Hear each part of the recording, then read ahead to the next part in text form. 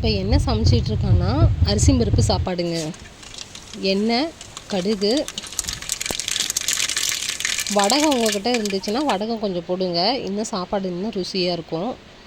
வெங்காயம், தக்காளி, பூண்டு, கருவேப்பிலை, வரமிளகா ஒரு 5 வரமிளகா போட்டு நல்லா தாளிச்சிக்கலாம். கொஞ்ச நேரம் நல்லா வேகட்டும்.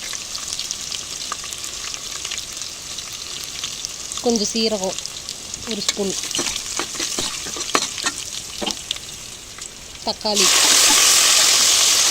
2 தக்காளி கட் பண்ணி வச்சுருக்கேங்க 1 டம்ளர் அரிசிக்கு.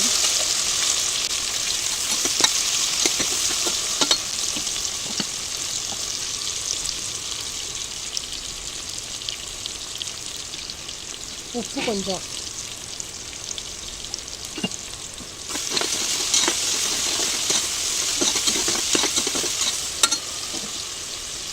இந்த வீடியோ பிடிச்சிருந்தா சப்ஸ்கிரைப் பண்ணி ஆளில் வச்சுக்கோங்க. அப்போ தான் நாங்கள் போடுற ஒவ்வொரு வீடியோவும் நோட்டிஃபிகேஷனாக வரும். மஞ்சள்தூள் கொஞ்சம் ஒரு 1/2 டீஸ்பூன்.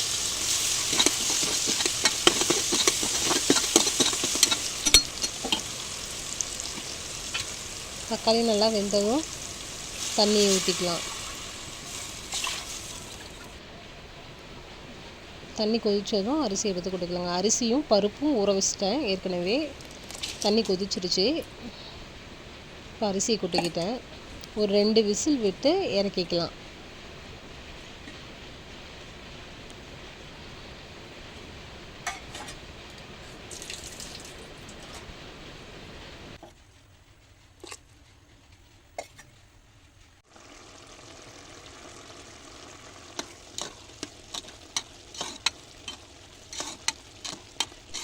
அரிசி பருப்பு சாப்பாடு ரெடி ஆயிடுச்சு.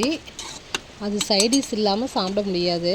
அதனால் சரி நாங்கள் ஆம்லேட் போட்டுக்கலாம் அப்படின்னு சொல்லிட்டு ஆம்லேட் ரெடி பண்ணிக்கிட்டேன். ஆளுக்கு ஒரு ஆம்லேட்டு சாப்பாடுங்க.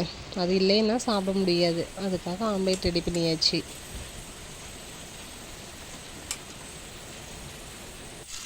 அரிசி பருப்பு சாப்பாடு கத்திரிக்காய் இருந்தால் இன்னும் அதை விட நல்லாயிருக்கும். நான் கத்திரிக்காய் இல்லைன்ட்டு சரி ஆம்லேட் போட்டுக்கலான்னு ஆளுக்கு ஒரு ஆம்லேட் போட்டுக்கிட்டோம்.